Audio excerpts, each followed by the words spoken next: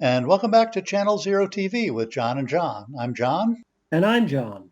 And we are going to continue bringing you short features of videos, things we like, and sort of sharing information you might not have known about things you may never have seen. John, you want to get a little background to this project?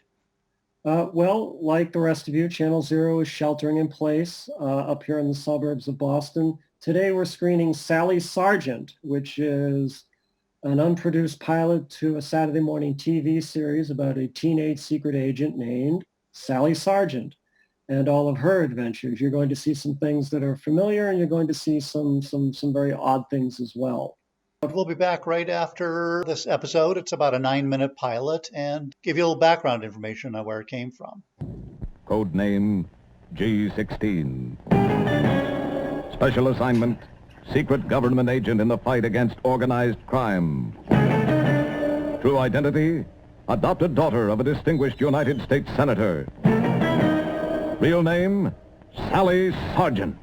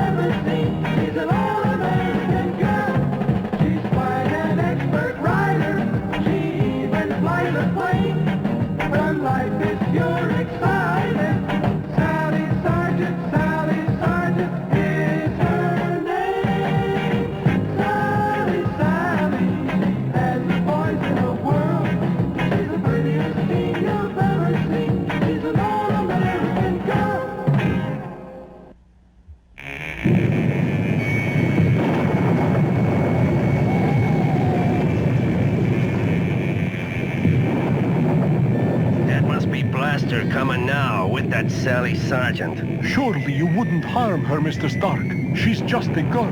Just a girl that got me into prison with the help of your testimony. I was a witness to your crime. I only did my duty as a citizen. You should have stuck to being an actor in them monster movies, Mr. Boris Bartok. Now I'm gonna get you and Sally Sargent and her father, the senator. Here she is, Rico. What? Blaster, you idiot. That's not Sally Sargent. It's the dame whose picture was in the paper you gimme. Let me see. I didn't even read it. They got the names mixed up. What do we do now, Rico? This here pep rally gives me an idea, Blaster. Yeah. A real good idea.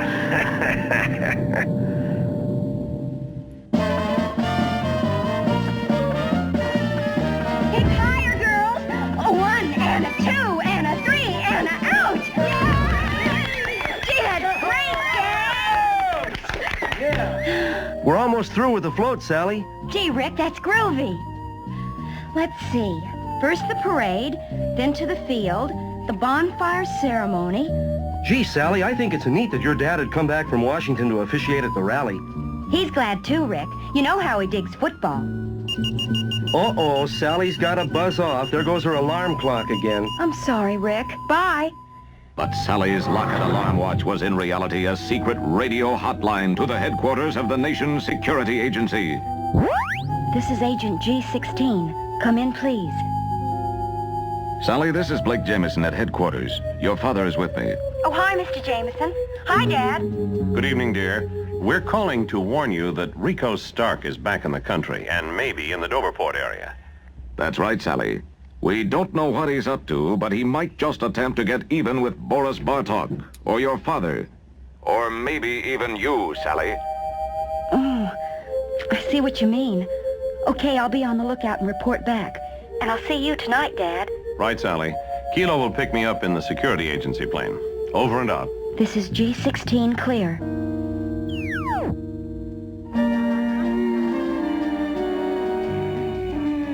Hey, is that kid waking up? Nah, not yet. But what are we gonna do, Rico, huh? Blaster, what do you like to do best? I like to blow up things. Yeah. You see this here torch the senator's gonna use to light the bonfire at the pep rally? Yeah? And Sally will be right next to him? Yeah? Well, inside the handle, we got dynamite. Blam, huh? Right. Those beans.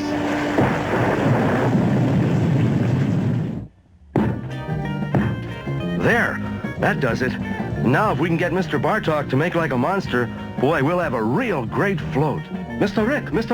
Hiya, Kilo. How's the sergeant's favorite Hawaiian gardener? Very well, thank you. But where is Miss Sally? I don't know. Her dumb alarm clock rang and she took off over that way someplace and... Oh, here she comes back again. What's up, Kilo? I'm on my way to airport to get your father, but stopped to tell you Mary Louise's father called to say she is missing. If you believe today's paper, this is Mary Louise.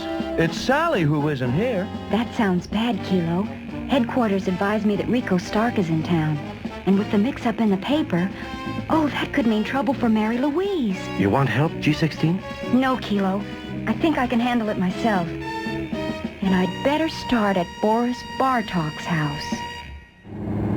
And so, as Kilo, a secret agent like Sally herself, flew to Washington to bring Senator Sargent back for the rally, Sally investigated. That car again.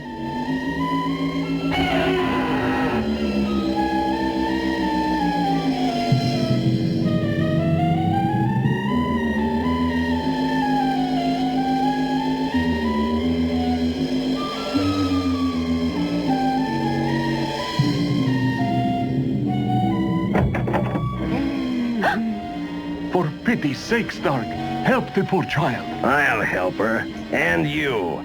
As soon as we finish with Sally Sargent and the senator.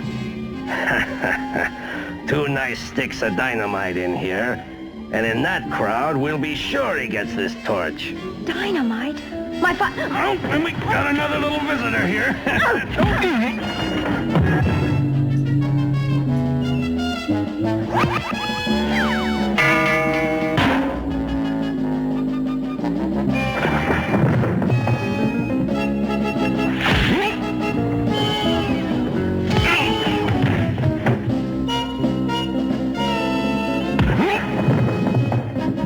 Okay, sister, freeze. Well, Sally Sargent. You'll never get away with this, Rico Stark.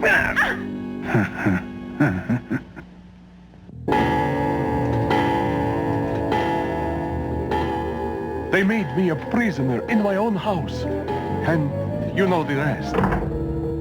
Well, we're gonna be leaving now. And since we won't be needing this hideout no more, we're gonna get rid of it and all of you. There. And when we're a mile away, blam! Oh, what will we do? I could just reach. There.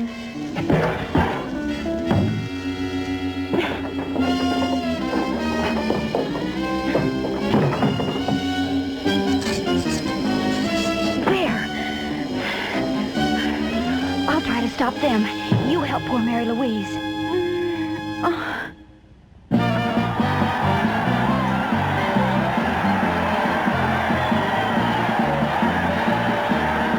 And now, from the eternal flame, we relay the torch of victory. Here comes your light, Senator. I'd feel better if Sally were here.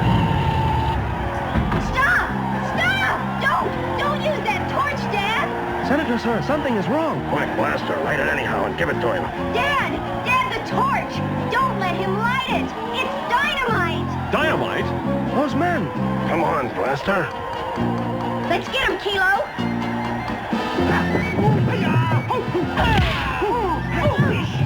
And this is for you, Rico Stark!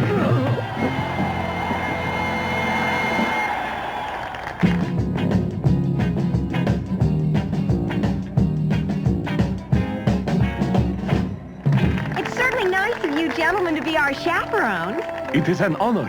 I'm just glad you're all right, Mary Louise. So am I. It was awful. And Sally, Blake Jameson is just delighted you took Rico Stark out of circulation again. and I'm very proud of you. Oh, thanks, Dad. Shall we, Princess? Love to, Rick.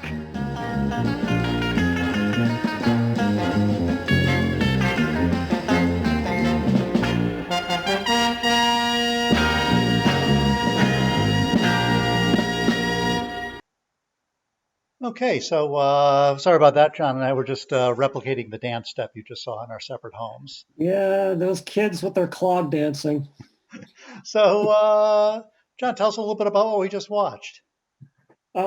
Sally Sargent was produced under the auspices of Terry Toons, which was a New York-based animation house, which was itself on its last legs in 1968. They were mostly known for producing things like Heckle and Jekyll, Mighty Mouse, and of course, under the auspices of Ralph Bakshi, The Mighty Heroes. And Sally Sargent was a desperate, very ill-timed attempt to get in on the whole violence trend in Saturday morning children's television on the American networks. But it was really, as I said, ill-timed because they came in with this really ultra-violent pilot. That's a very, very somewhat bleak thing we just saw. But they came in with it right when the networks are coming under a great deal of pressure to take the violence out of Saturday morning television. So And this was sort of coming after a series of sort of superhero shows with lots of sort of jaws being clocked and violent death, right? oh yeah, yeah. I mean, the damn thing starts with like an off-screen concussion being dealt out to a teenage girl and just goes downhill from there. You know, this type of material was so alien to Terry Toons, they actually farmed it out because I think their actual animation studio itself had closed by then. They farmed it out to some animators at Hanna-Barbera, which is why the character designs really strongly paralleled the character designs that were then prevalent on like Scooby-Doo, Where Are You? Or even like Space Ghost. It felt like the father and the sort of head of security there had that kind of Yeah, Space Ghost look of Jaws and the way they were drawn, but even their voices, right? Were some of the same voice actors? more than likely, yeah. Yeah. You know, they were essentially trying to come up with their idea of like a very violent Hanna-Barbera cartoon for Saturday morning, and this is what they got. And they went really overboard on the violence very, very clearly.